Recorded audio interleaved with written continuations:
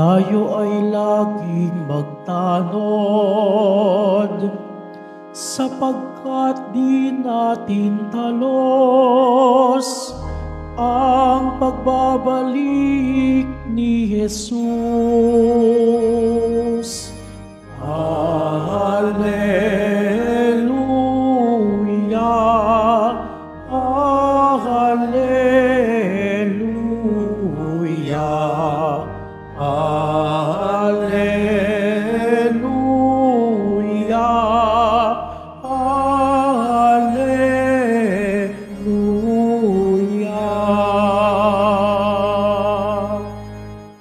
Sumainyo ang Panginoon. At sumaiyo rin. Ang mabuting balita ng Panginoon ayon kay San Lucas. Papuri sa iyo, Panginoon. Noong panahong iyon, sinabi ni Jesus sa kanyang mga alagad, "Tandaan ninyo ito, kung alam lamang ng puno ng sambahayan kung anong oras darating ang magnanakaw, hindi niya pababayaang pasukin ang kanyang bahay. Kayo may dapat humanda, sapagkat darating ang Anak ng Tao sa oras na hindi ninyo inaasahan." Itinanong ni Pedro, "Panginoon, sinasabi po ba ninyo ang talinghagang ito para sa amin o para sa lahat?" Tumugon ang Panginoon, "Sino nga ang tapat at matalinong alipin? Hindi ba siya ang pamamahalain ng kanyang Panginoon sa sambahayan nito upang magbigay sa ibang mga alipin ng kanilang pagkain sa karampatang panahon? Mapalad ang aliping iyon kapag dinatnan siyang gumagawa ng gayon pagbabalik ng kanyang Panginoon. Sinasabi ko sa inyo, pamamahalain siya ng kanyang Panginoon sa lahat ng ari-arian nito. Ngunit kung sabihin sa sarili ng aliping iyon, matatagalan pa bago magbalik ang aking Panginoon, at simulan niyang bugbugin ang ibang aliping lalaki at babae, at kumain, uminom at maglasing. Darating ang Panginoon ng aliping yaon sa araw na hindi niya inaasahan at sa oras na hindi niya alam. Buong higpit na parurusahan siya ng Panginoon at isasama sa mga di tapat. At ang aliping nakaalam ng kalooban ng kanyang Panginoon, ngunit hindi naghanda ni sumunod sa kalooban nito, ay tatanggap ng mabigat na parusa. Ngunit ang aliping hindi nakaalam ng kalooban ng kanyang Panginoon at gumawa ng mga bagay na nararapat niyang pagdusahan, ay tatanggap ng magaang na parusa.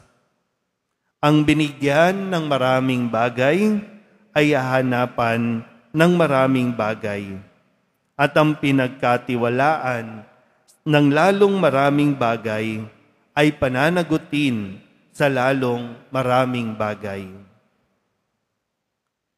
Ang mabuting balita ng Panginoon. Pinupuri ka namin, Panginoong Hesukristo. Magsiupo muna ang lahat. Isang magandang tanghali po sa inyong lahat. Ngayon po ay Miyerkules ng ika-29 na linggo sa karaniwang panahon at ating pong ginugunita ang kapistahan ni Saint John Paul II. Halos lahat sa atin dito ay naabutan, si Saint John Paul II. Yung iba nakita ninyo personal nung siya ay dumalaw dito noong 1995. At muli sa tulong ni San Pablo o ni Saint John Paul II, nawa ay atin din pong maunawaan ang mensahe ng atin pong mga pagbasa ng ating Ebanghelyo sa araw na ito. Dalawang katangian ang kailangan nating suriin kung tayo ba ay nagtataglay nito o kung tutuusin, mayroon naman talaga tayo nito, no? Pero madalas lang, either nakalimot tayo o kaya natukso tayong wag itong pairalin. Ang mga katangiang ito ay sinasabi nga, maging matalino at tapat na alipin.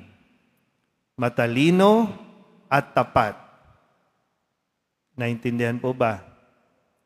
Lahat tayo ay sa paningin ng Diyos o sa harapan ng Diyos, alipin. Naglilingkod tayo sa Diyos.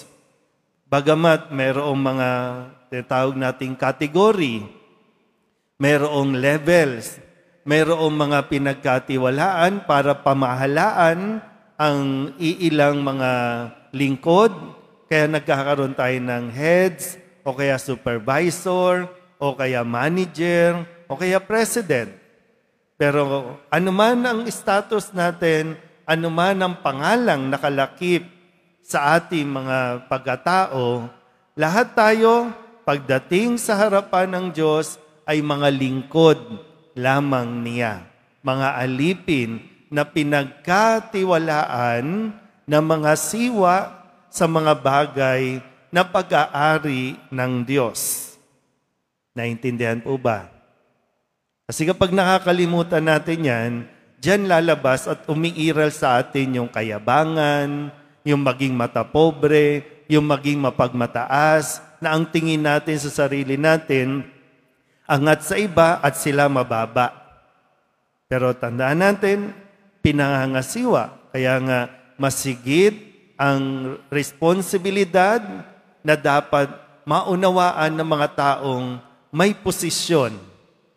Kasi nga, sabi nga dito, no, ang pinagkatiwalaan sa maraming bagay, inaasahan din na maraming bagay. Naintindihan po ba? Yan.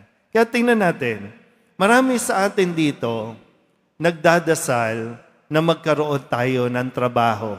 Marami dito mga nag-a-apply ng trabaho.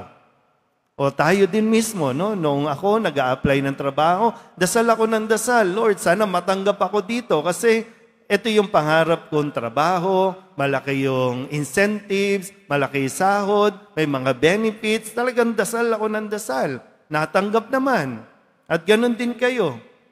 Natanggap kayo, natupad ang pangarap ninyo, pero kamustahin natin? Nagiging tapat ba tayo sa mga ipinagkakatiwala sa atin? Naging tapat ba tayo sa ating trabaho? Nagiging matalino ba tayo sa ating pong pamamahala? Kasi inaasahan ng Panginoon na aayusin mo ang iyong trabaho. So, nasaan tayo ngayon? Kung sakali, kasi nga, sabi, hindi natin alam kung kailan darating ang Panginoon. Pwedeng bukas, pwedeng mamaya, pero paano nga natin ginampanan ang ating pong mga tinanggap na pagtitiwala mula sa Panginoon? Bilang magulang, kamusta ka po bilang magulang? Naging tapat at matalinong magulang ka ba? Babalik ko po ulit doon sa karanasan natin na nung nagsisimula pa lang tayong maghanap ng trabaho. Tapos, nung natanggap na, bakit gano'n? No? Kung babalikan ko po yung karanasan natin nung May election, marami sa mga politician natin ngayon, nagdasal din naman sila. Lagi nga silang nasa simbahan eh. Although pagkatapos ng eleksyon, hindi mo na makitang nagsisimba. Pero noon, dasal ng dasal, no, simba ng simba, sana manalo ako, sana manalo sa boto. Marami tayong mga engineer, nagdadasal, marami tayong mga construction company, no, sana ma-close namin yung deal, makapasa kami sa bidding. Pero nung nakapasa, bakit ganun? Bakit hindi tayo naging tapat? Bakit puro substandard? Matapos makuha ang project, matapos makuha ang bilyong-bilyon o milyon accounts, bakit tinipid natin? Bakit kinukupit natin? Bakit hindi natin ginawa yung inaasahan sa atin na ayusin ang pagtatrabaho?